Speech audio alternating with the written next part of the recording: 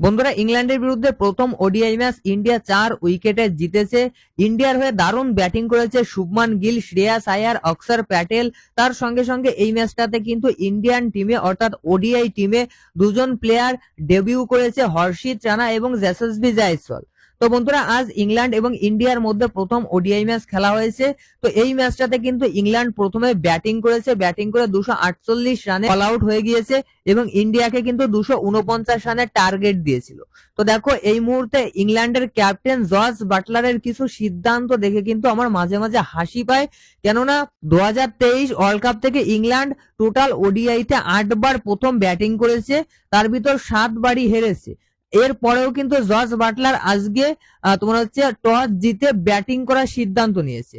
যেখানে সেকেন্ড ইনিংসে ব্যাটিং করাটা সহজ হয়, সেখানে জর্জ বাটলার কিন্তু প্রথমে তাদের ব্যাটিং অর্থাৎ বাস বল দেখানোর জন্য প্রথমে ব্যাটিং নিয়েছে, আর সেখানেই কিন্তু ইংল্যান্ড ম্যাচটা অলরেডি হেরে গিয়েছে।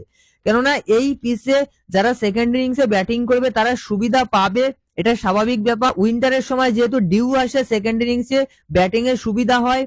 তার ফল তো আজকে আপনারা দেখতে পেয়েছেন গিল, অক্ষর, শ্রেয়াসের ব্যাটিং দেখে। তো ইংল্যান্ড কিন্তু ইন্ডিয়াকে 249 রানের টার্গেট দিয়েছিল, তারা 47 ওভার পর্যন্ত ব্যাটিং করতে পেরেছিল। আর সেখানে জর্জ বাটলার 52 রান করেছিল, জ্যাকব বেথেল 51 রান এবং ফিল সল্ট 43 রান করেছিল। সঙ্গে সঙ্গে ইন্ডিয়ান বোলাররা কিন্তু ভালো বল করেছে, হর্ষিত রানা, রবীন্দ্র জাদেজা।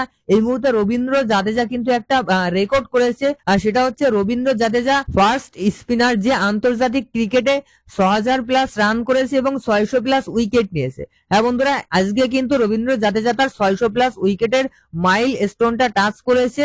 তো দেখো, জাদেজা, হর্ষিত, শামি প্রত্যেকেই ভালো বল করেছে। তো মোটামুটি হর্ষিত রানার ডেবিউটা কিন্তু একদমই খারাপ ডেবিউ বলা চলে না, মোটামুটি ভালো ডেবিউ করেছে। 3টে উইকেট যেহেতু নিয়েছে, তার ভিতর প্রথম দিকে বেন ড্যাকেট এবং ফিল সল্ট ভালোই খেলছিল, সেখানে বেন ড্যাকেটকে আউট করেছে, হ্যারি ব্রুককে আউট করেছে 0 রানে, তার সঙ্গে সঙ্গে লিয়াম লিভিংস্টোনকে আউট করেছে। তো হর্ষিত রানার কিন্তু ডেবিউটা ভালোই হয়েছে।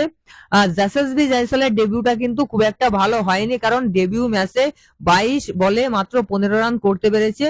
তার সঙ্গে ওপেনিং এ কিন্তু রোহিত শর্মাও একদমই ভালো খেলতে পারেনি। তো দেখো, রোহিত শর্মা কিন্তু পুরোপুরি টোটালি অফ ফর্মে আছে। এবার দেখা যাক বাকি আরো দুটো ম্যাচ রয়েছে চ্যাম্পিয়ন্স ট্রফির আগে, এই দুটো ম্যাচে কেমন খেলে। প্রথম ম্যাচটাতে তো 7 বলে 2 রান করেছে। তো রোহিতের ব্যাটিংটা কিন্তু খুব একটা চলছে না।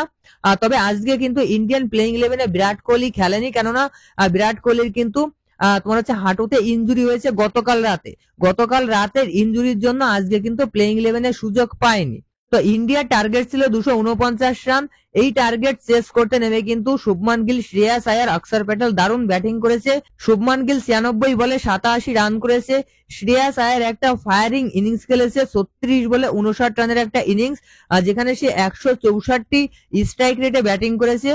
তার সঙ্গে অক্ষর প্যাটেলও কিন্তু ভালো স্ট্রাইক রেটে ব্যাটিং করেছে, 47 বলে 52 রানের একটা ইনিংস খেলেছে।